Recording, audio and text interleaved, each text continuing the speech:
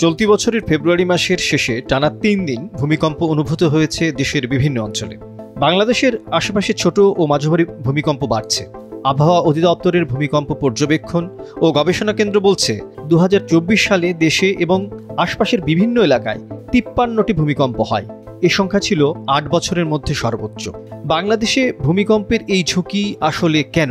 বাংলাদেশ খুব একটা ভূমিকম্প প্রবণ না, এটা হচ্ছে খুবই স্বল্প মাত্রার ভূমিকম্প প্রবণ, কিন্তু এখানে ঝুঁকিটা অত্যন্ত বেশি।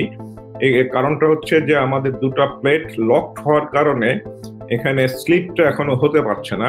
এবং এই অঞ্চলে আমরা অতীতের ইতিহাস পর্যালোচনা করে দেখেছি যে এই ইন্দো বার্মা সাবডাকশন জোনে দুটা বড় ভূমিকম্পের মাঝখানের যে মধ্যবর্তী যে সময়কাল রিকারেন্স পিরিয়ড, সেটা হচ্ছে আরাকান অঞ্চলে অর্থাৎ মিয়ানমার অঞ্চলে এখানে 900 থেকে 950 বছর, আর আমাদের এই সিলেট চট্টগ্রাম এই অঞ্চলে এখানে 1000 থেকে 2000 বছর। তো সেইটা লক্ষ্য করলে দেখা যাবে যে আমাদের ময়নামতি, এই যে লালমাই ময়নামতিতে যে বৌদ্ধবিহারের যে স্থাপনা ছিল সেটা আজ থেকে 800,000 বছর আগে তারা মাইগ্রেট করে চলে গেছে, এবং সেটার পিছনে একটা প্রাকৃতিক দুর্যোগ, এবং সেটা আমরা মনে করি যে ভূমিকম্পের কারণে। সাম্প্রতিক সময়ে ভূমিকম্পের সংখ্যা অনেক বেড়ে গেছে। একে বিশেষজ্ঞরা ফোরশক বা আগাম আঘাত বলছেন। বাংলাদেশে বিশেষ করে 7 মাত্রার ভূমিকম্পের আশঙ্কা অনেক বেশি। কেন এই কথা বলছেন বিশেষজ্ঞরা? এই এলাকায় মোটামুটি 6 থেকে 7টার মতো কিন্তু আর্থকুয়েক অতীত হয়েছে, যেটা 1762 সাল থেকে শুরু করে 1930 সাল পর্যন্ত, যেগুলো ম্যাগনিটিউড কিন্তু 7 থেকে 8.7 পর্যন্ত। এবং এই হিস্ট্রিক্যালি যেটা বলে যে কোনো দেশেই আর্থকুয়েক তো আসলে সবসময় রিপিট করে। আর তো আমাদের এখানে 1897 সালে একটা 8.7 ম্যাগনিটিউড আর একটা 1762 সালে 8.5 ম্যাগনিটিউড আর্থকুয়েক হয়েছে। তো এইগুলার সাইকেল আমরা বলি, রিটার্ন পিরিয়ড বলি 250 থেকে 300 বছর। আর যেগুলো 7 ম্যাগনিটিউড বা 7 থেকে 7.5 মধ্যে, সেগুলো মোটামুটি 150 থেকে 175 বছর রিটার্ন পিরিয়ড।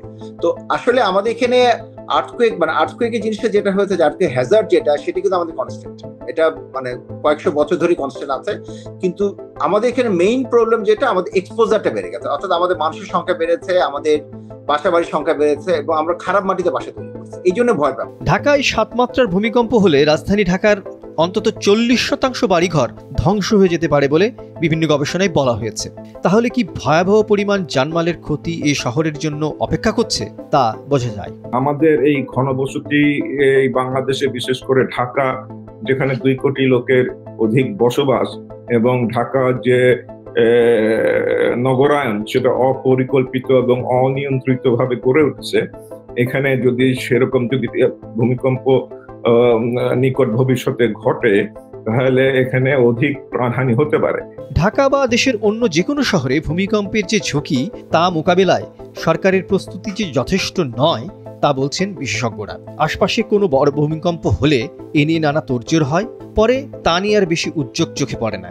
বিশেষজ্ঞরা বলছেন দুর্ঘটনা ঘটার পর তার উদ্ধার তৎপরতা নিয়ে আলোচনা বেশি আছে। ইস্যুটা হচ্ছে তার মানে আমাদের এখানে আর্থকুয়েক আসবেই, সেটা মানে আটকানোর কোনো উপায় নেই, কারণ ন্যাচারাল ফেনোমেনা। এবং আমাদের এখন যে প্রস্তুতিটা, সেটা হচ্ছে 7 মাত্রা যে আর্থকুয়েক গুলো, 7 থেকে 7.5 মাত্রা আর্থকুয়েক গুলো, সেটার জন্য আমাদের ফুল প্রস্তুতি নিতে হবে, কারণ এটা যে 150 বছরের সাইকেল, সেটা কিন্তু সেই সময়ের মধ্যে আমরা এখন আছি। তো অলরেডি কিন্তু ঢাকা শহরের সিটি কর্পোরেশন গুলাতে, নর্থ এবং সাউথ দুইটা সিটি কর্পোরেশনে এমার্জেন্সি অপারেশন সেন্টার স্টাবলিশ করা আছে। কিন্তু দেখেন, স্টাবলিশ করা আছে কিন্তু ম্যান পাওয়ার নিয়োগ হয়নি। আবার একইভাবে ফায়ার সার্ভিসেও এরকম কন্ট্রোল সেন্টার আছে। তো আমার ধারণা ফায়ার সার্ভিস কন্ট্রোল সেন্টারে ম্যান পাওয়ার আছে, বাট ইস্যুটা হচ্ছে যে এই কন্টিনজেন্সি প্ল্যানিং এবং সাথে সাথে যে ইমার্জেন্সি যে প্রোটোকল, এইটাকে চালু করা এবং এটা ইমপ্লিমেন্টেশন করার ব্যাপারটা কিন্তু আমাদের এখানে এখনো মানে কি বলা উচিত, গ্যাপ আছে একটা।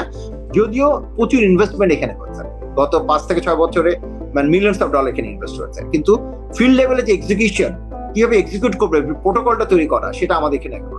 এই প্রাণহানি বা আমাদের ক্ষয়ক্ষতির ন্যূনতম পর্যায়ে যদি আনতে চাই, তাহলে আমাদের জনগণের ভিতরে ভূমিকম্প বিষয়ে সচেতনতা বৃদ্ধির কোনো বিকল্প নেই, এবং এইটা নিয়মিত মহরম করতে হবে।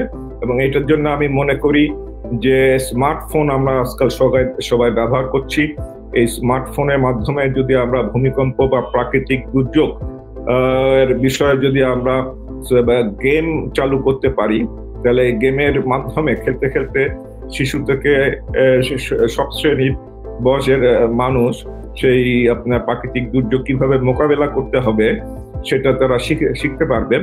আর যেটা সরকার যে উদ্ধার কার্যের পরিকল্পনা করছেন, এখন সেই ধরনের ভূমিকম্পই যদি হয় এবং বর্তমান যে ঢাকা নগরীর যে ব্যবস্থাপনা, তাতে দেখা যাবে যে কোন জায়গাটায় আমার বেশি ক্ষয়ক্ষতি হয়েছে এবং কোথায় রিলিফ অপারেশন পাঠাতে হবে, সেটারই তো আমার চিত্র আমি পাবো না।